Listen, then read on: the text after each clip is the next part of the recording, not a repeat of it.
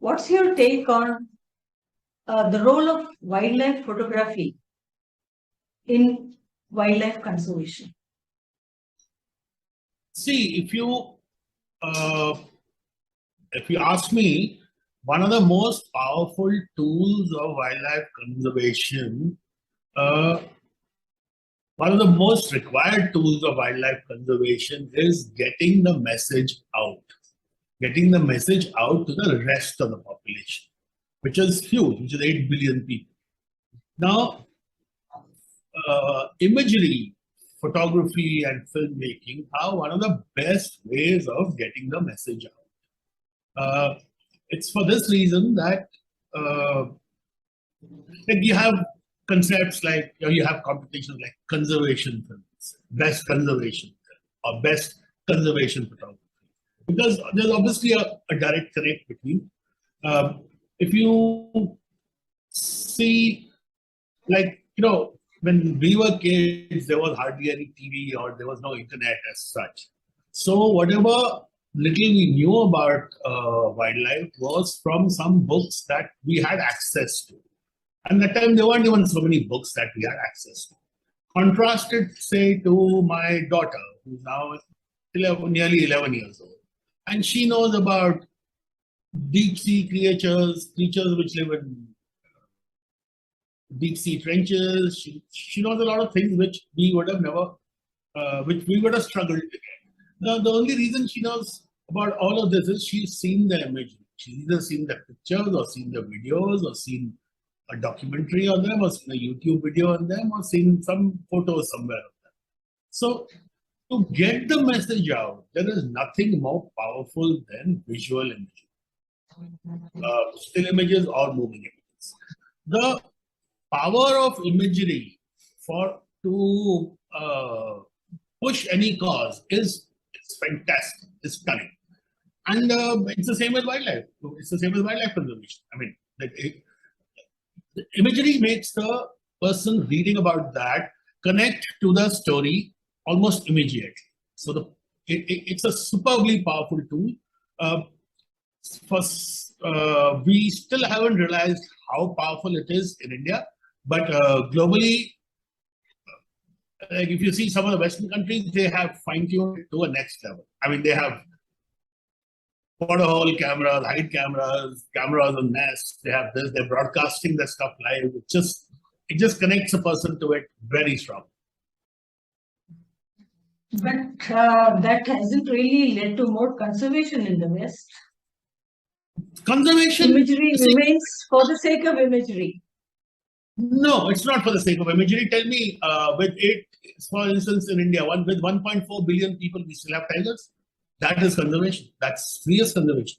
We had, when we had a population of, say, 400 million, we had less tigers than we have now. That is conservation. It's very strong. The fact that, so when we talk about conservation, one of the things that we ignore because we can't accept it is that the single biggest problem for conservation in the world, if you wanted to sum it up in one word, that word is consumption. This is like a long research which was done by a couple of universities and WWF in collaboration.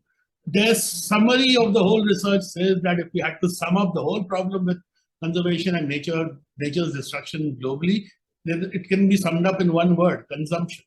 So it's very simple. So if we are looking at serious conservation, we need to cut down our consumption by 1/10 of what we're doing. So in a way, we need to go something pretty much close to what the lockdown was. I mean, like for 3 months during COVID, the world locked down and things cleaned up, rivers cleaned up, lakes cleaned up, oceans cleaned up in 3 months, 3 months of lockdown. So if we really want to do conservation, we have to figure out that we are not living right. The biggest conservation is about the man. It's not about the animals. It's not about the forest. Conservation is about the man cutting his requirements down. So I mean, we feel that there is no, I mean, there's no conservation, but just look at this. In the last 25 years, India's population had doubled. So if you look at it this way, like from the time Project Tiger started till now, which is nearly 50 years, I mean, it's 50 years now, our population has gone up by 2.5 times. And we have more tigers. That is conservation. Yes. Images, I guess, help you get closer to nature. And they say that if you love something, you tend to protect it more. Yes. So whether it is image of the tiger or image of the landscape or image of the greenery, the more we see it, maybe the more we want to conserve it. And then we think about how to conserve it. And that is when reduction in consumption. Yeah.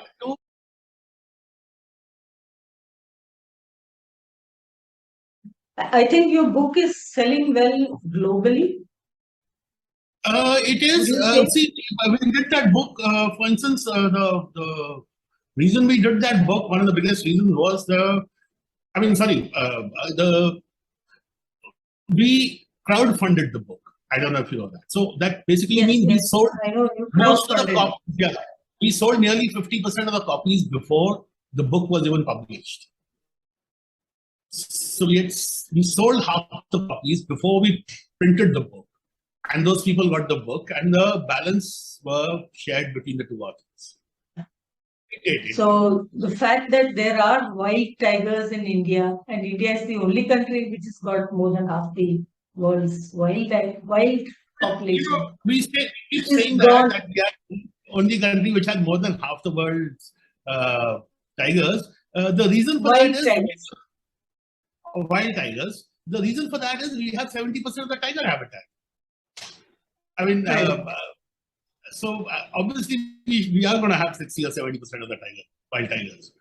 Tiger is more of a Eastern Asian animal as such. You know, the Caspian tiger or the Siberian tiger were big, but those areas, Caspian tiger, they believe at times that maybe the Siberian and the Caspian were the same. But bulk of the tigers now, for the last 30, 40 years, bulk of the tiger habitat is there in India, in the Indian subcontinent, I would say. Right. What is your next project? Photography project? For 2-3 years, my photography is on a bit of a pause, partly because of the pandemic. Secondly, I was busy with my own personal things. But my big photography project is Ranthambhore. It's been going on for 22 years. It will go on for the next 20 years. So I am documenting Ranthambhore. I'm going to do it for another 20-30 years. So that will go on.